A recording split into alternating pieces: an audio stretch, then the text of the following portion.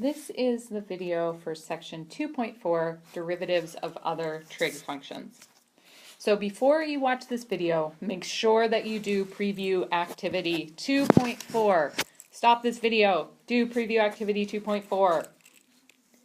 Now that you've done this video, now that you've done the preview activity, let's get back to the video. So let's first see how we can use previous differentiation rules to calculate the derivative of the tangent function. But let's first remind ourselves about a few things about the tangent function. So in terms of sine and cosine, tangent of x is of course sine x over cosine of x. So the first question is, what is the domain of tangent of x? Now, since tangent of x can be written as sine x over cosine x, where are going to be bad points? Well, there's going to be bad points when cosine x equals 0, because that would make the denominator equal to 0. So our domain is all x such that cosine of x is not 0. And I know you know your graphs of the cosine, your graph of the cosine function, so you know that these points are when x is plus or minus pi over 2, plus or minus 3 pi over 2, and so on. Odd multiples of pi over 2. So those cannot be points in our domain of tangent of x. And the graph of tangent of x looks like this. There are vertical asymptotes, which we will formally define in a few sections, at odd multiples of pi over 2. And then our tangent function is this sort of nice increasing curve in between those vertical asymptotes. Okay, now let's find the derivative of tangent. So since tangent x is sine x over cosine of x, oops, sorry, I'm gonna play that for you. We can use the quotient rule. So let's see how that goes. So we're going to take the derivative of tangent of x using the quotient rule. So we'll take the derivative of the top times the bottom minus the top times the derivative of the bottom all over the bottom squared. Derivative of sine is cosine. The derivative of cosine is a negative sine. And this is all over cosine squared x. Now notice that cosine squared x is just shorthand notation for cosine of x quantity squared. It's not that shorthand, but that is how mathematicians write it. Okay, so going back here, we have cosine squared x plus sine squared x over cosine squared x. The numerator should look very familiar. That's your Pythagorean theorem. That is equal to 1. So we have that this is 1 over cosine squared x, which is secant squared x.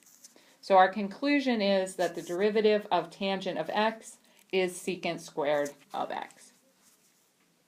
So now let's think about the domain of f prime. We've talked about this before. When we take the derivative of a function, the domain is contained in the domain of the original function. So we can't have any new points in the domain of f prime because if f is not defined at a point, then certainly its tangent line is not defined at that point, so neither is the slope of the tangent line. So we know that we can't have any additional points in our domain of f prime, but the question is, do we have to take more points out of the domain? And what we see is secant squared. Well, that's 1 over cosine squared of x, so that's only bad when cosine is 0. So again, we have all points that are not plus or minus pi over 2, plus or minus 3 pi over 2, etc. And the graph of secant squared looks like this. It's these little concave up pieces that are sandwiched between vertical asymptotes at pi over 2, 3 pi over 2, and so on. Okay, so second example. Let's now consider the cotangent function. So cotangent of x is cosine x over sine x. Same three questions. First question, what's the domain of g of x? Well, g of x is going to be undefined whenever the denominator is 0. So our domain contains all points such that sine x is not 0 In other words, x cannot be 0, plus or minus pi, plus or minus 2 pi, etc. So can't be plus or minus integer multiples of pi. And the graph of the cotangent function looks kind of similar to the graph of the tangent function. We have vertical asymptotes at our integer multiples of pi, but our cotangent function is decreasing in between these asymptotes. Otherwise, it's a very nice looking curve in between the asymptotes. Okay, so let's find g prime. Guess what we're going to use? We're going to use the quotient rule because g is a quotient. So it's going to be the derivative of cosine times sine minus the derivative of sine times cosine all over sine squared. Derivative of cosine is minus sine. Derivative of sine is cosine. And this is all over sine squared. Now notice I can factor out a negative 1 in the numerator, and I have negative the quantity sine squared x plus cosine squared x. That, of course, is just 1, so I have negative 1 over sine squared x, and this is negative cosecant squared x. So my conclusion is that the derivative of the cotangent function is negative cosecant squared of x. And I can ask, what is the domain of g? Well, negative cosecant squared of x is just negative 1 over sine squared x. So my bad points are only when sine is 0.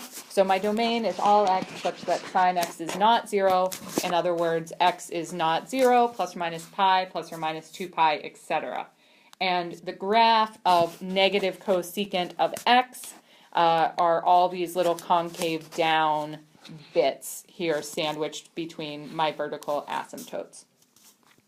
So in your book, you can look at some of the other formulas for derivatives of the trig functions, and we'll work on them in class as well.